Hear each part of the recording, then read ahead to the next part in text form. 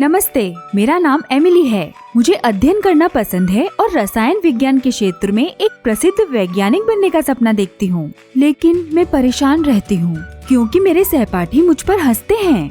अब मेरी माँ ये सोचती है कि मुझे ब्रेसेस लगवा लेने चाहिए और मुझे नहीं पता कि मैं इस तरह के उपहास से कैसे बच पाऊंगी। एक और मुझे लगता है कि मुड़े हुए दांत बदसूरत लगते हैं, लेकिन दूसरी ओर ये भी लगता है कि ब्रेसेस पहनना शर्मनाक होगा। मुझे नहीं पता कि अब मुझे क्या करना चाहिए। मैंने माँ को समझाने की कोशिश की कि ब्रेसेस शर्मनाक होते हैं। मैंने कहा कि ब्रेसेस पहनना दर्द भरा होगा, तो माँ ने कहा नहीं, बिल्कुल नहीं। शुरुआत में अजीब लगता है, लेकिन बाद में आदत हो जाती है। जब मैंने कहा कि ब्रेसेस से दंतवल खराब हो सकते हैं और उससे कीटाणु भी होते हैं, तो मेरी माँ ने हंसते हुए बोला, तुम भविष्य की नोबेल रसायनज्ञ हो और तुम्हें पता होना चाहिए कि ब्रेसेस डेंटल गोन से जुड़े होते हैं। यह लार या भोजन के साथ प्रतिक्रिया नहीं करता। इसके अलावा इसमें फ्लोराइड होता है जो सहायक भी है। इसलिए मैंने इंटरनेट पर जांच की और इसे सही पाया। जब मैंने माँ को बताया कि यह महंगा है, तो उन्होंने कहा, तुम इसकी चिंता मत करो, क्योंकि मैं अब तक पैसे नहीं कमाती, इसलिए पैसों की चिंता करना मेरा काम नहीं। और मेरी सुंदरता के लिए इतना करना उन्हें सही भी लगा। जब मैंने अपनी माँ को बताया कि मेरा फिगर मेरे दांतों से बहुत अजीब है, तो वे बोली, हमारे परिवार में सभी महिलाएं हेल्दी रही है और इसे बदलना असंभव है, लेकिन मेरे दांतों को संरेखित करना उनके हाथ में है।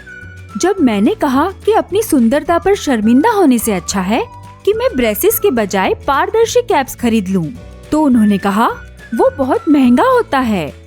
अब ये महंगाई कहाँ से आ गई?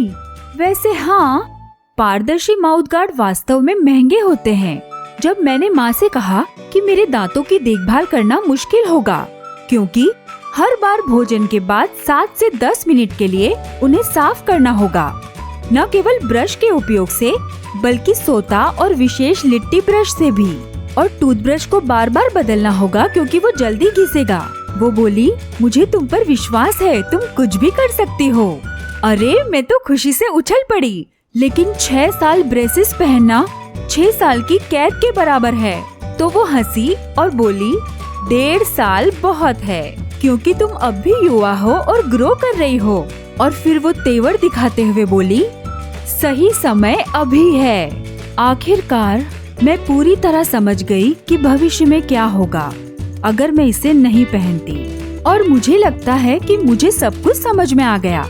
लेकिन कभी कभी ये भी लगता है कि लोग मेरे द्वारा उठाए गए हर कदम के साथ मुझ पर हंस रहे हैं। देखो देखो, हिप्पोपोटेमस ब्रेसेस में आ रहा है। या अरे देखो देखो, ब्रेसेस में रोटी झूल रही है। ब्रेसेस में क्या शर्म, ये तो अच्छी बात है। अब आप ही बताइए कि सही क्या है।